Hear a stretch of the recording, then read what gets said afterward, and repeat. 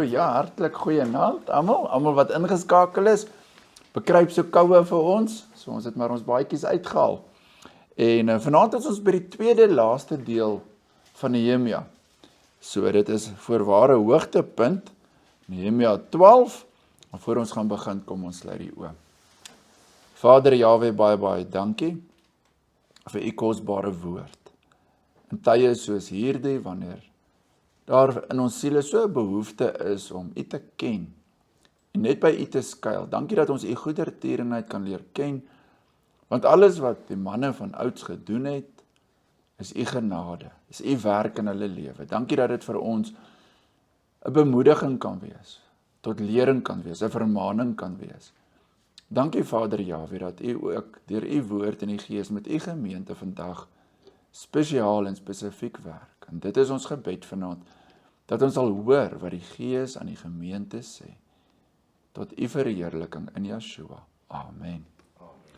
Nou ja, vanaand se gedeelte kan ons so in ons Bybel sien, in ons Afrikaanse Bybel, Nehemia 12, is daar 3 opskrifte. Ons gaan dit dan ook so in daai 3 dele deel. Die eerste gedeelte lys aan priesters en leviete, en dan daar die hoogtepunt, die inwyding van die muur van Jerusalem, en dan weer 'n gedeelte oor die herstelling van die tiendes. Nou, ek weet dit is vir ons baie keer moeilik om geslagsregisters te bestudeer. Ek dink een van die redes is die name op sigself is vreemd. As dit nou bekende Afrikaanse name en vanne was, kan mens dalk half nog 'n bietjie meer familiêre gevoel het. Maar onthou die teks is vir hulle gewees en dit het 'n spesifieke konteks. En ons kan die boodskap daaruit baie duidelik sien dat individue is baie belangrik. Ons deel met die versamelnaam die oorblyfsel of die vrygekooptes, die wat terugkeer. Maar individue is baie belangrik. Families, familiehoofde, priesters, hoëpriesters, en dit alles op hy pragtige beeld wat Paulus in Korintiërs saamvat van die liggaam van Yeshua, wat bestaan, dis een liggaam en dis een gees, maar dis baie lede. En elke lid het 'n besondere plek en roeping en 'n samehang met die res van die gemeente. Efesiërs 4 praat van die samevoeging en die opbou en die liefde en die saamgroei. So, alhoewel die boek se naam Nehemia is of die vorige ene Ezra, is hulle deel van 'n groter geheel. En ons weet aan die hoof staan Yeshua self.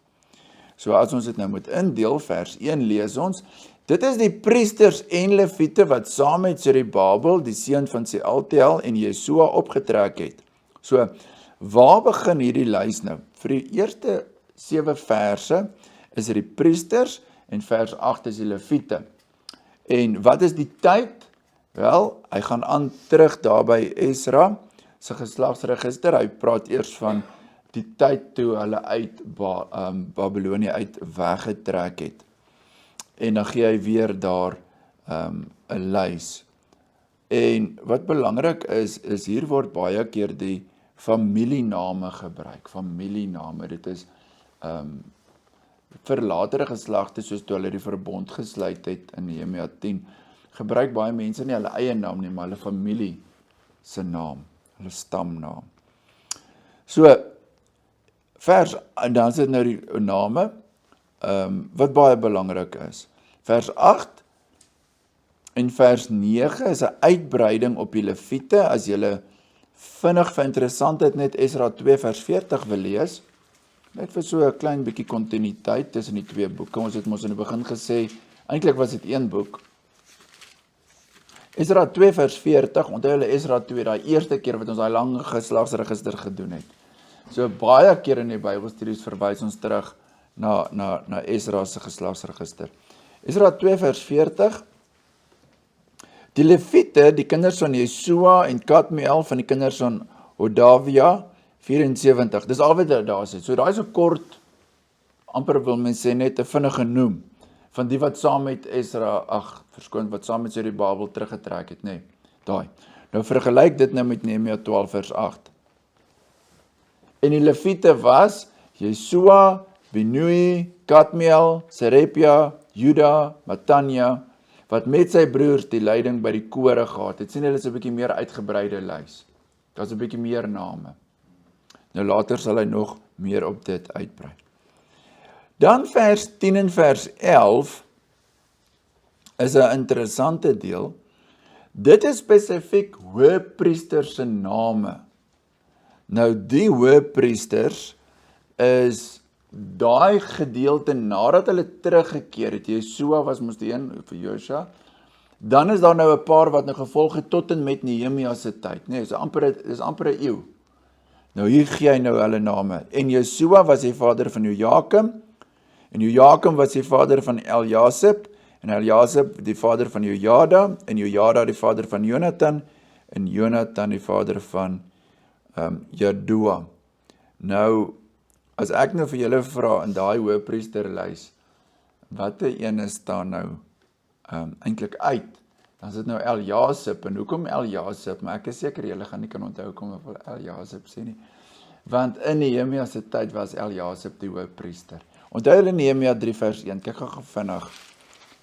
Dis eintlik belangrik en ek gaan nou sê hoekom dit belangrik is. Nehemia 3 vers 1. En Eljasib die hoëpriester het hom klaar gemaak, dis toe hulle gebou het, nee. So wie was die hoëpriester in Nehemia se tyd? Eljasib. Nou voor die tyd van konings, as 'n mens terugverwys het in die geskiedenis, dan was mense gewoond om te verwys in die dae van daai koning of in die dae van daai koning, want die konings was die belangrikste. Maar wat van die tyd voordat daar konings was? Wie was die belangrikste? Die priester.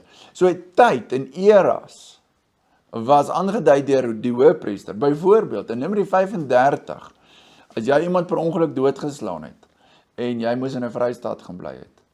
Hoe lank moes jy daar gebly het? Tot die hoëpriester doodgaan. So die hoëpriester se lewe was basies die aanduiding van 'n era of 'n tyd. Nou wat pragtig is ons koning Joshua, is hoëpriester vir ewig. So sy tyd wat hy aandui is ewig. Vir ewig, en hy gaan nie vervang word nie, in der ewigheid nie. En hy kan nie sy plek en posisie verloor nie. Hy is vir ewig hoëpriester. So dis wat kostelik is. So hierdie hoëpriester, lys aan hoëpriester, was belangrik, want mense het tye ingedeel volgens die hoëpriester se amp.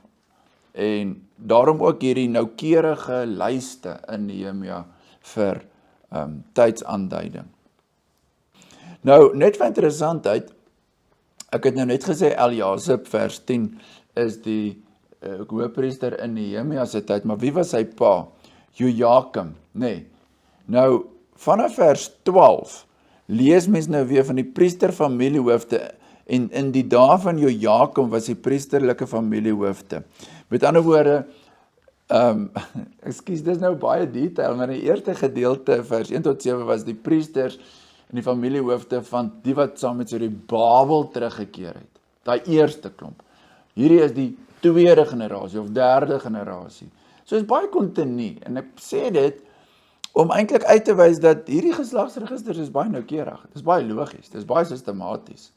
Kyk, vir ons om dit net so te lees op 'n maandag aand as jy moeg is, ek wil amper sê, maak nie kop of stert uit nie. Maar dis hoekom ons Bybelstudie het.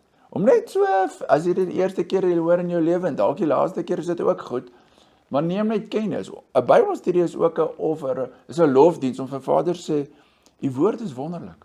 U woord is kosbaar. Dit is 'n bord kos. Ons verlustig ons in die pragtige samestelling van Jahwe se woord en sy doel vir daai konteks en daai tyd en met die boodskap vir ons vandag. So ek gaan nie die hele naamlys lees nie, dis die familiehoofde se name.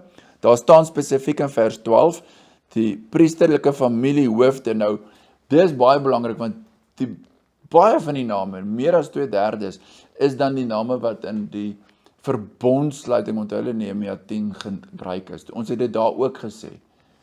Baie van die priesters het net onder hulle familienaam of hulle priesterlike familiehoofde se naam gesorteer. So, dan vanaf vers 22 af, wat die Lewiete betref, so hy het begin met die priesters en toe sy na die Lewiete en toe was hy weer terug na die priesters en nou is hy weer terug by die tweede generasie Lewiete. Nou vers 22 tot 24 is aantekening, kantaantekeninge vir hierdie geslagsregister. Wat die Lewiete betref in die dae van Eljasib in Nehemia se tyd. Jojada en Johanan en Jadua is die familiehoofde opgeskrywe en die priesters tot in die regering van Darius die pers. Nou hierdie is ver af in die toekoms wat nog later sou gebeur. En die kinders van Levi, die familiehoofde, is opgeskrywe in die boek van die kronieke. Daai kronieke is nie hierdie boek kroniek in ons Bybel nie, is die dag tot dag dagboek. En tot die dae van Johanan, die seun van Eljasib. Nou vers 24, let op hierdie pragtige, soos Rassie gesê het, hierdie amptsbeskrywings. En die hoofde van die Lewiete was Asapja, Serepja en Josua, Kadmiel, dit het ons net ook gelees in Esra 42, en hulle broers was teenoor hulle, om te loof en te dank volgens die bevel van Dawid. En wie was Dawid? Die man van God. En wag, en dan is daar 'n klomp name, weer van die poortwagters. Maar let op, hoe word hierdie manne gekenmerk? Wat was hulle doel op aarde? Wat was hulle doel op aarde? Jongen, dit is daarom maar die grootste werks- en roepingsbeskrywing van jou as die geslagte na jou. Kyk hoeveel 1000 jaar later is dit vanaand. Lees ons van manne. En hulle doel en hulle roeping was om te loof en te dank.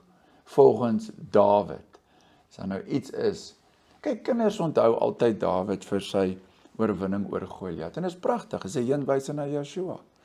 Maar hoeveel van ons het regtig hierdie helder persepsie, wat het Dawid gedoen toe hy daai koningskap, wat Jahwe sy troon bevestig het? Waarvoor het Dawid daai heerskappy, wat het hy gedoen?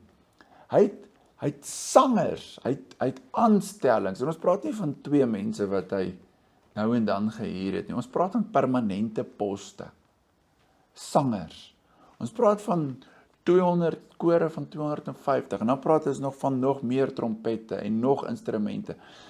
Vader Jahwe het op daai stadium soveel vernuf gegee om instrumente te bou. Van daai instrumente het nog behoue gebly. Vir jare. So, Dawid het self vir Saul as jong man op 'n harp of 'n lier of wat 'n instrument, so hy was al van jongs af begaafd. So ietsie pragtigs om op te merk van Dawid se lewe. Iets wat as 'n klein saadjie in sy lewe begin het, daar in die veld toe hy skape opgepas het. Daai liefde vir nie net musiek nie, maar om Jahwe te loof in sy alleenheid of in sy privaatheid of in sy aanbidding of in die gesig van 'n leeu of 'n beer. Kyk toe Jahwe hom geseën het. Ek dink aan daai man wat 5 talente kry en nog 5 bykry of 2 nog. So hy identifiseer sy talente begrawe en veral met die musiek en al sy psalms wat hy geskryf het. En ons weet, dit is nie net partytjie psalms of vrolik, dit was diep, daar's hartseer, dis 'n benoudheid, toe hy gevlug het vir Saul, en so al daai dinge het Jahwe laat saamwerk tot 'n erfenis, wat hoeveel 100 jaar later, onthou, Dawid is min of meer in die jaar 1000 voor Joshua, en hierdie is nou 444, so ons praat van 550 jaar later. Maar hoe mooi is dit dat Dawid beskryf word, dat 'n CV vir hom, Ja, die man van God. die man van God. So, en hy sê altyd vir die jongspan, ons is nog nie eers 400 jaar in Suid-Afrika, nou amper, naby. En ja, dit is soos in die laerskole, ons sê die man is nie koor nie, die man doen net sport, nee. Hierdie man het kore gestig. En dit het vir Josef wat hulle baie gebaat, dat daar gevestigde kore was, want hulle moes uittrek teen die Edomite, toe sê Jahwe sê die sangers voor. Waar kom hy sangers vandaan? Wel, Dawid, hulle het dit ingestel. So, dit was 'n geoefende. Ja. Ek kyk nou net weer na 'n orkes en 'n man. As mens 'n bietjie iets van musiek weet, dan besef jy hoe groot gawe is dit dat sekere mense musiekstukke kan skryf vir verskillende instrumente.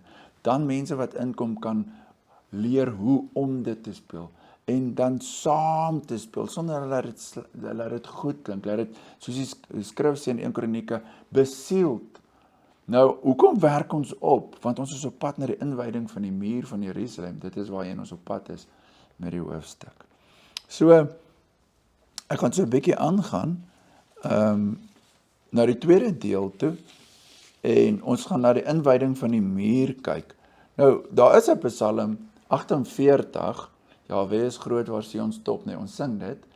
En dan sê hy spesifiek daar by vers 12 tot 14 rond, loop op die mure en tel sy torings en verheerlik jou in die werk van Jahwe. So, kom ons begin by vers 27 en by die inwyding van die muur van Jerusalem is die Lewiete uit al hulle woonplekke gesoek. Onthou, almal het mos nie net in Jerusalem gebly nie. Ons het laasweek gesien, daar's baie wat in stede rondom gebly het, nê. En hulle is toe spesiaal uitgenooi vir hierdie inwyding om na Jerusalem te kom, te bring ten einde die inwyding te hou met, kyk spesifiek, vreugde en dankliedere en met gesang, simbale, harpe, siters. Hierdie is kostelik. Toe het die seuns van die sangers byeengekom uit die streek rondom Jerusalem, sowel as dorpe van die Netofiete, dit is suid van Bethlehem, en uit Bet Gilgal en uit die buiteveld van Geba en Asmavet, want die sangers het vir hulle dorpe rondom Jerusalem gebou. Dit is eintlik baie kostelik, nê, dat hulle so al gevestig was. Vers 30, en die priesters en die Lewiete het hulle self, hierdie is baie belangrik, gereinig. En die volk in die poorte en die muur gereinig. Ons het laas gelees van Jerusalem, die heilige stad.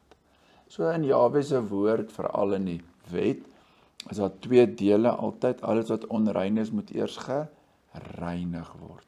En dit wat gereinig is, moet geheilig word. Jy kan nie iets heilig. Jy kan nie direk van onrein na heilig nie.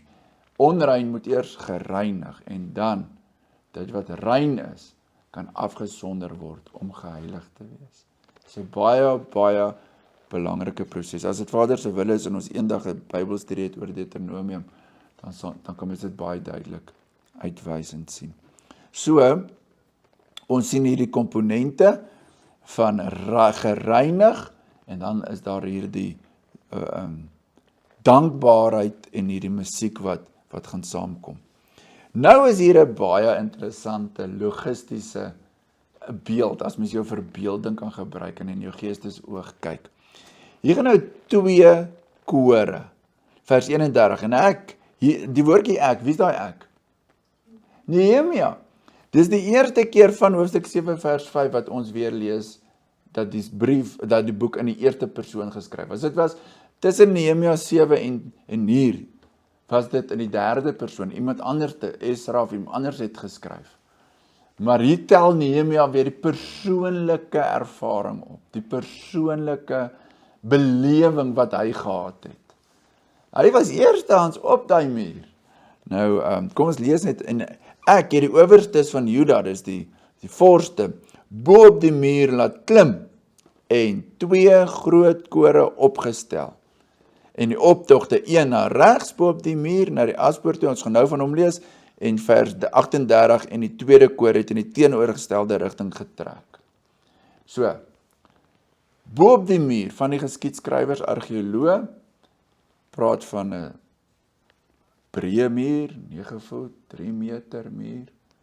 So daar was definitief plek vir manne om bo op te loop. So daar's 2 kore, begin by 'n sekere plek, daar word nie spesifiek gesê nie. Ek het ook nou nie vanaand die skyfie om weer vir julle al die poorte se name te wys nie. Maar dink aan Jerusalem met die muur, kom ons praat van op 'n horlosie min of meer. Wel, hulle is heel moontlik, as jy nou lees waar hulle gaan hulle eindig almal saam by die tempel, want hulle gaan daar offer, dis die hoogtepunt van die optog, dis by die tempel. So hulle begin aan die ander kant, en hulle gaan in teenoorgestelde kant, so kom ons op 'n horlosie klok, so min of meer hierso, by tussen 7 en 8 uur, begin hulle, as hierdie nou Jerusalem was.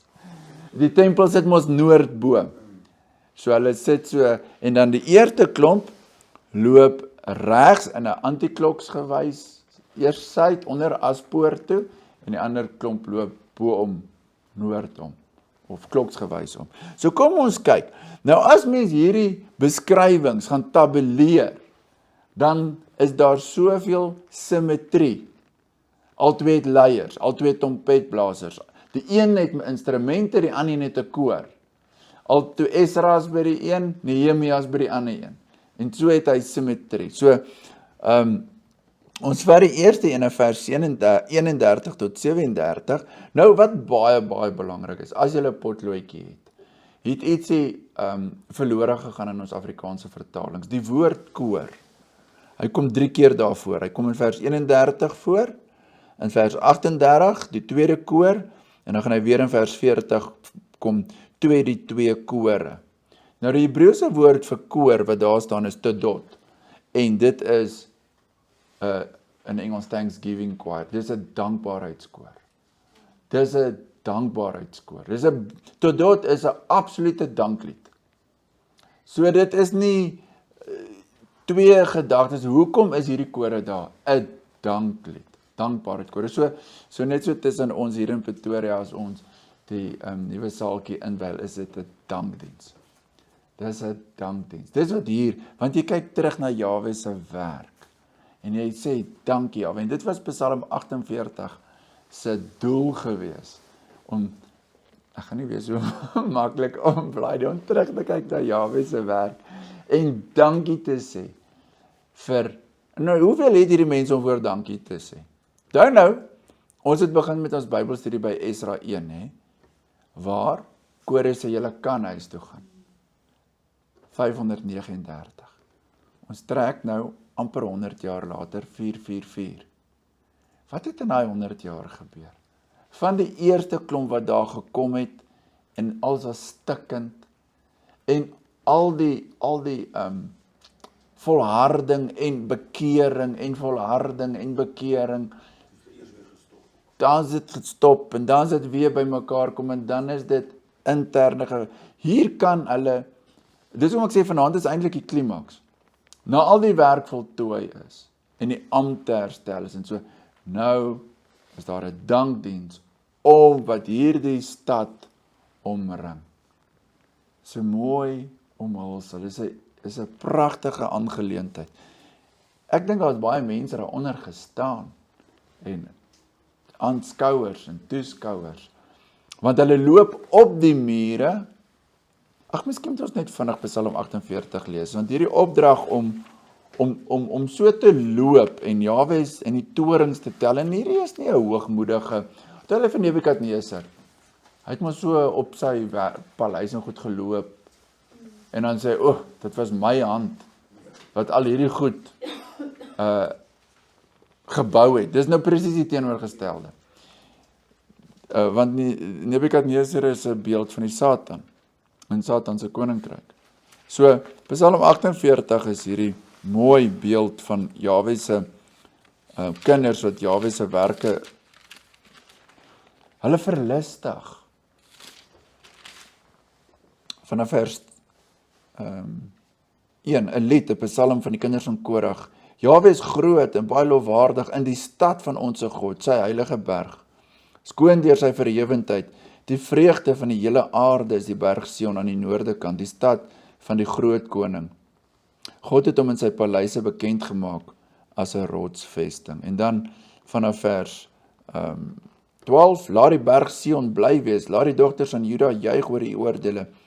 Gaan rondom Sion, trek daaromheen, tel sy torings, let op sy skanse, wandel deur sy paleise, sodat julle dit aan die volgende geslag kan vertel, dat hierdie God, ons God is, vir ewig en altyd, hy sal ons lei tot die dood toe. En dis die getuienis wat Nehemia hulle ook gehad het. Jahwe het hulle gelei. Hulle tel die torings en die skanse, en hulle wandel, en hulle gee aan Jahwe die eer. So, kom ons sê net vinnig, ek lees vir julle, vers 31 sê, die een het na regs gegaan, bo op die muur, na die aspoort toe, dis die onderkant, daar by die aspoor, daar waar die pottebakker, sy werk, moes die stikkende klei, en dan weer oorgedoen het, as hy so omgaan, daar verby die Kidron Vallei. vers 32, en agter hulle aan het geloop Hosaja en die helfte van die owerstes van Juda. Hosaja was die hoof, die helfte van die owerstes. Ons gaan nou die ander helfte van die owerstes, die vorste kry. Dan word hier die priesters en die trompetblasers se name gegee. 7 van hulle, Asaria, vers 33, Esra, Mesulam, vers 34, Juda en Benjamin, is nie die stamme nie, dis mense se name, en Semaja en Jeremia, en van die seuns van die priesters met trompette. Dan kry ons die instrumente. Sagaria, die seun van Jonathan, is daar 'n klomp name gewees, en aan die einde van vers 36 van die middel staan daar Hanani met die musiekinstrumente van Dawid, die man van God, en Esra die skrifgeleerde voor hulle uit. So Esra was saam met hulle. Hierdie klomp wat sy uitgetrek het, antikloks gewys, onder Hosaja. Nou ja, hy sê die musiekinstrumente van Dawid. Nou, ek weet nie of dit net die wat Dawid beskryf het, of die wat Dawid uit Dawid se tyd dateer nie, want dan beteken die instrumente is al 600 jaar oud, 500 jaar. Dis sy harte. Dan is dit geskiedkundige instrumente. Wel, as hulle die simbole, wat kon dit oorkom? Mooi opgepas het. Al probleem is net elke keer met al die plunderings en al die strooptogte, dat die instrumente nog behoue kon bly. Invalle en plundertogte. Maar nietemin ons aanvaar, dit is al dit wat Dawid ook voorgeskryf het. Ja, vers 37 sê dan, hulle by die fonteinpoort het hulle reg voor hulle uit met die trappe na die Dawidstad opgegaan, waar die muur opgaan bo die huis van Dawid, tot by die waterpoort in die ooste. So hulle het om, van die weste kant af om na die ooste kant toe. Nou, die tweede koor, en onthou, wat is koor? Totdat, in Hebreëus, dankbaarheidskoor, die tweede dankbaarheidskoor, kyk bietjie in Engelse vertalings, en die King James het hom ook net choir, maar al die ander, kom ek sê, meer moderne vertalings, het staan Thanksgiving choir. Ja, dit is baie duidelik dat dit 'n dankbaarheidskoor was, 'n lofkoor. Nou ja, dan gee hy weer hy symmetrie vir ons, vers 38, die tweede koor het in die teenoorgestelde rigting getrek, en wie is ek? Nehemia. Esra was by die ander een, Nehemia is by hierdie groep. Met die helfte van die volk agteraan, dit is daai ander helfte van die priesters, vorste van Juda, bo op die muur by die bakwoontoring langs tot by die breë muur. Verder by die Efraim's poort, want daar Efraim was mos 'n stam aan die noorde kant.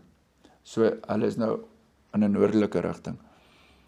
En die ou poort en die vispoort, en die vispoort sit ook mos daar van die wat van Galilea afkom of van die Middellandse See af, die vispoort sit daarbo. En die toring van Hananiel, dit kan ons onthou, en die toring van Amia, dit en tot by die skaapspoort. Dis alles daai torings wat by die tempel was, die skape wat daar geoffer is, skaapspoort.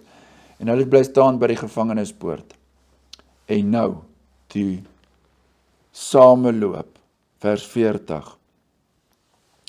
Toe het die twee kore in die huis van God gaan staan, en ek en die helfte van die leiers met my saam. Jy kry weer jou 7 trompetblasers, priesters, vers 41, en die priesters, Eliakim 1, Masea 2, Minjamin 3, Micha 4, Eljonai, Sagaria en Hanani met trompette. Vers 42 is die sangers, Masea, Semaja, die laaste deel van vers 42, en die sangers het hulle laat hoor, en Jesragja was die leier, waar jy bo vir, wat is sy naam gewees, die leier daarbo? Hosaja was die leier daarbo, en hierso was Jesragja, so bo was instrumente, en onder was die kore, en hulle kom so mooi by mekaar. Hier is die hoogtepunt, vers 43, en op die dag het hulle groot offers gebring, en was vrolik. Nou, dis pragtig, want God het hulle groot vreugde verskaf. En ook die vroue en die kinders was vrolik, sodat die vreugde van Jerusalem tot ver weg gehoor is. Nou hierdie is 'n vervulling op 'n aardse, tydelike vlak van baie profeseë wat heenwys na Joshua. Jerusalem bars uit in vreugde, die stad is weer vrolik, omdat Jahwe gedien word. Die tempel is herbou, die muur is voltooi, die priesters is op hulle plek, die aanstellings en die ampte is weer gevul. Nou onthou, waar was hierdie profesie heel in die begin gewees? Kom ons laat gaan ons gedagtes gou terug na Deuteronomium 12. Deuteronomium 12. Nou, Deuteronomium is wet en baie goed wat in die wet staan is eintlik maar 'n profesie, dit sou gebeur het, soos byvoorbeeld die seën en die vloek. Jahwe het vir hulle al in Deuteronomium gesê, hy gaan hulle verstrooi en hy gaan hulle weer bymekaar maak. Nou Deuteronomium 12 en Deuteronomium deur Moses geskryf, die volk was nog nie in die land nie. Die opskrif is die enigste heiligdom. Hulle moes nog gaan soek het, waar is die plek wat Jahwe vir homself uitverkies het? En dit sou nie in Josua se tyd gebeur nie. Dit sou nie eers in die tyd van die rigters gebeur het nie. Dit het eers in Dawid se tyd gebeur dat Jahwe vir Dawid geopenbaar het, hy het Jerusalem gekies. So hierso praat jy, hier Deuteronomium 12, is 'n goeie 3 na 400 jaar voordat Jerusalem gekies is. Maar daar's 'n profesie. As jy in die land kom, dan moet jy in die plek soek wat Jahwe sal kies. Deuteronomium 12 vers 4 en 5.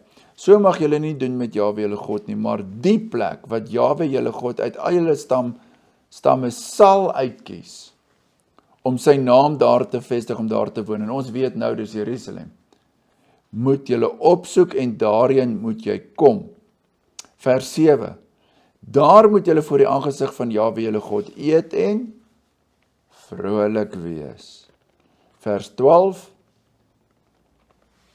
En julle moet vrolik wees voor die aangesig van Jahwe julle God. Vers 18 se einde. Jy moet vrolik wees voor die aangesig van Jahwe God oor alles waar jy jou hand aanslaan. So Jahwe het van die begin af vir Israel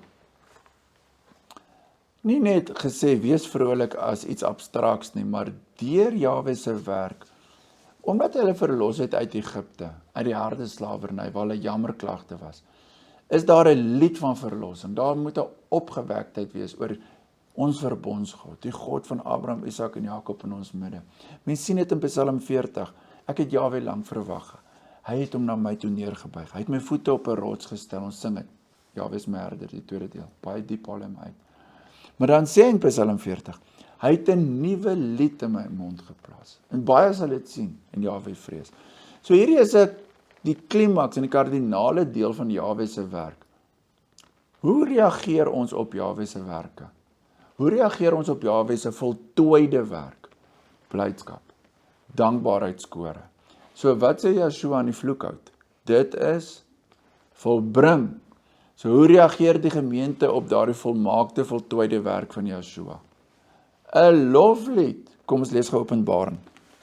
Openbaring sê dit so mooi.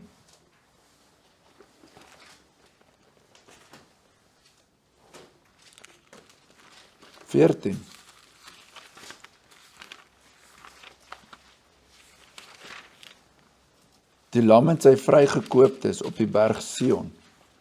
Nou, hier by Nehemia was die fisiese berg Sion, wat 'n heenwyse, wat 'n skaduwee is van die hemelse Sion. Vers 1. En ek het gesien en kyk, die lam staan op die berg Sion, en saam met hom 144.000 met sy naam, en die naam van sy vader op hulle voorhoofde geskrywe. En ek het 'n geluid uit die hemel gehoor, soos die geluid van baie waters, en soos die geluid van 'n harde donderslag, en ek het die geluid gehoor van siterspelers, wat speel op hulle siters. En hulle het 'n nuwe lied gesing voor die troon en voor die 4 lewende wesens, en die ouderlinge, niemand kon die lied leer nie, behalwe die 144.000 wat van die aarde vrygekoop is. So baie duidelik sien mens hierdie volmaakte werk van die lam, en sy vrygekoop is, want hulle is vry as gevolg van sy volmaakte werk, en die musiek, en die lied, wat niemand kan aanleer, dis deel van sy werk. En dit is hoekom, as mens na Nehemia kyk, die koor en die musiek is eie aan Jahwe se raadsplan. Hy het hulle in Deuteronomium 12 gesê, julle moet die plek kies, die enigste heiligdom. En as julle optrek soontoe, moet daar vrolikheid wees, julle en julle gesinne, en julle kinders.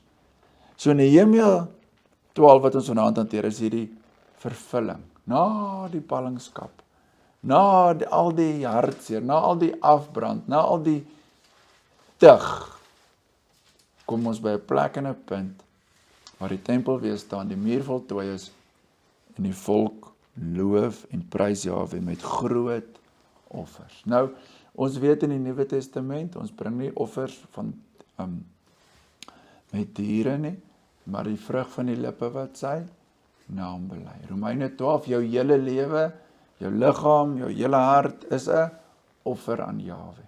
So wanneer ons saam by mekaar kom, of dit nou 'n bidtuur is, en of dit nou 'n Bybelstudie, of dit 'n erediens is, of dit jou aandgodsdiens is saam met jou gesin, of dit jou persoonlike godsdiens is, as ons voor Jahwe kom, voor sy troon van genade, Psalm 100, kom voor sy aangesig met gejubel op grond van Yeshua se volmaakte werk. Nou ja, ek het gesê, daar was baie profeseë, Jesaja 61 is die profesie van die gees van Jahwe op my, omdat hy my gesalf het, en hoe hy die treurige sal verander in blydskap. Hoekom? Vir Jesaja 66 vers 10, sodat Jerusalem kan straal van vreugde. Ewige vreugde, kan glans. So ons sien 'n tikkie daarvan hier in Nehemia 12. Net so ter afsluiting, die laaste gedeelte. Het is wonderlik as daar 'n dag is, en almal is deelnemend, en almal is dankbaar dat die sangers kan sing, en dat die instrumente werk. En dit is 'n groot dag. Maar wat van die volgende dag? En wat van die week daarna? En wat van die maand daarna? En wat van die jaar daarna? En dit is 'n aspek, 'n tema in Jahwe se woord, volharding. Yeshua sê baie vir die gemeente, dat hulle moet volhard. Moenie net, as daar een diens is, hierdie groot diens, dan is almal daar. As die predikant kom, dan is almal daar. Vir die eerste naweek van die nuwe jaar, vir die dankdiens. En ons hoop almal kom, ons hoop, maar Jahwe vra van ons volharding, altyd. En dis baie keer, en dit is net menslik, as jy diep geraak is deur iets, het jy energie, het jy 'n lus, en jy wil Jahwe dien, na kamp, jy wil Vader dien, en dit is wonderlik. Maar daar moet 'n standhoudende, 'n volhoudbare gesindheid wees. En een aspek wat eerste daaronder lê, is die tiendes. As jy nie bly jou gawes bring nie. So deel van hierdie hoofstuk, vers 44 en 45, en op die dag, ek wil amper sê, toe die yster nou warm was, toe sy geslaan, is manne aangestel oor die kamers vir die voorrade, die offergawes, die eerstelinge en die tiendes, om daarin die wetlike aandele volgens die landerye van die stede vir die priesters en die leviete te versamel, want Juda was bly, daai stenetjie moet ons net onderstreep. Hoekom was Juda bly? Oor die priesters en die leviete wat in die diens gestaan het. En hulle het die ordening van hulle God en die reinigingsordening onderhou, ook die sangers en die poortwagters, volgens die bevel van Dawid en sy seun Salomo. Want in die dae van Dawid en Asaf, van die voortyd af, lê die oorsprong van die sangers en leiers van die lofsang en die danksegging aan God. En die hele Israel het in die dae van Zerubabel en in die dae van Nehemia die aandele van die sangers en van die poortwagters gegee, na die eis van elke dag. En hulle het die heilige gawes afgegee aan die leviete en die leviete aan die seuns van Aaron. Hierdie is regtig iets om oor bly te wees. Jahwe het sy hele volk, soos ons in die begin gesê het, elke deeltjie het 'n rol.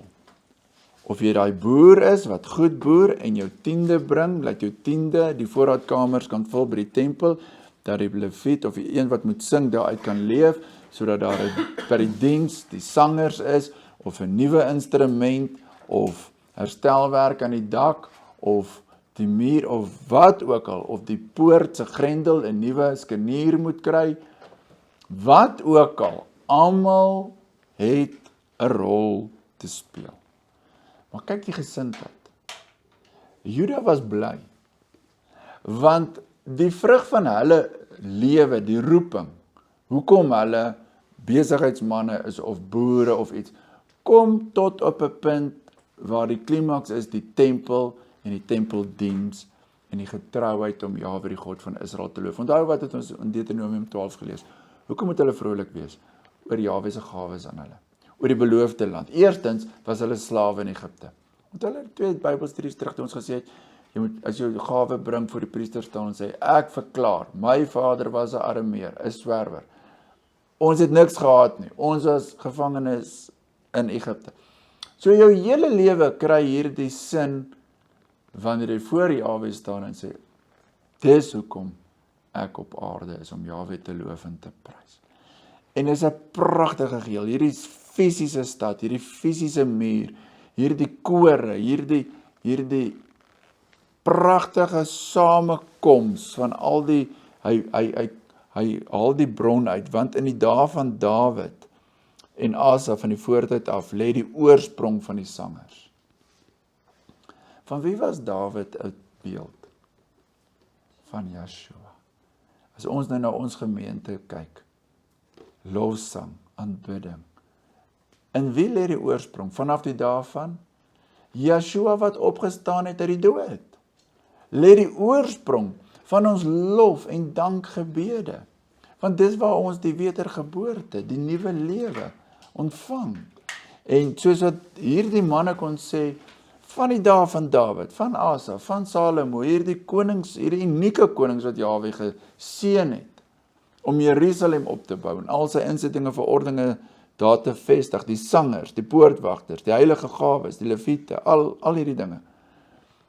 Yeshua is ons oorsprong.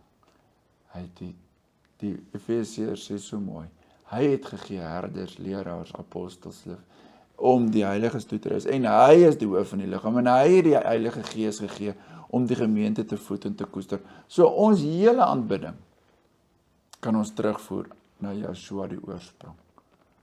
En omdat hy die oorsprong is, het jy hierdie pragtige verse, die herstelling van hierdie gawes en bydraes en deelname, met wat se gesindheid?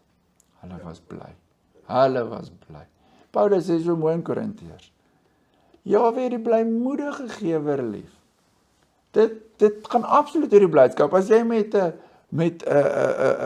knor en 'n brom of een of ander kritiesheid bydra gee, los dit. Dit is nie waar, dis Jahwe wil hê, jy moet introspeksie doen en sê, Vader, wat ek het is net genade. Wat U my mee geseën het.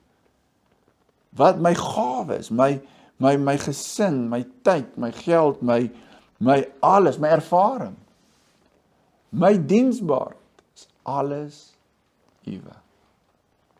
En mag Vader Jahwe vir ons met hierdie Bybelstudie wat amper tot 'n einde kom, werklik die dringendheid gee om ook in die tydjie wat ons op aarde is, dis so kort. Dis so kort. Gemeet in 'n ewigheid. Is dit so kort? Die gemeente word altyd opgeroep om dit wat Jahwe vir haar gee, daai talente, nie te begrawe nie weg te steek nie, maar so aan te wend, laat dit nog meer word. 5 talente word 10 talente. En dat daar die dag van rekenskap, wat daai man sê, maar bring hulle voor my, dat jy daai opgewondenheid kan sê, Vader, U het vir my dit gegee, maar kyk wat het alles gebeur in ons lewe. U het vermeerder, nogtans nie ons nie, U. En dat daar werklik waar by ons, al het ons nie die materiële soos in Nehemia se tyd nie. Ons het in Yeshua die geestelike Jerusalem. Maar ons het 'n gemeente, ons het 'n fisiese gemeente wat ons kan sien. En gesinne en omgee vir mekaar. Mag Vader Jahwe dit in ons harte seën, dat ons besef, soos Paulus vir die Korintiërs sê, ons is in Yeshua, ons staan nie agter nie, ons het alles, en Petrus sê dieselfde, ons het alles wat oor die lewe in die Godsorg dien, ons het soveel gawes, en soveel talente, Dit moet net gebring word tot sy eer. Kom ons sit net so dan bid ons saam. Vader Jahwe, baie dankie vir u kosbare woord. Dankie dat ons so kan lees van Nehemia, Ester, die leiers, die owerstes van Juda, die leviete, die priesters, die trompetblasers, die sangers. Vader Jahwe, elkeen het 'n plek. Dankie dat u vir ons in Yeshua 'n lewende lid maak, 'n lewende steen wat ingebou, toegevoeg word tot hierdie geestelike huis wat geestelike offers vir u bring. Dankie daarvoor. En ons wil spesiaal bid dat u ook vir ons wysheid sal gee in hierdie tyd, om harte te hê wat kan onderskei tussen u koninkryk en die wêreld. En dit wat ewig is en dit wat tydelik is. En dit wat u welbehaaglik is en dit wat u nie welbehaaglik is nie. Ons dank u daarvoor in Yeshua. Amen.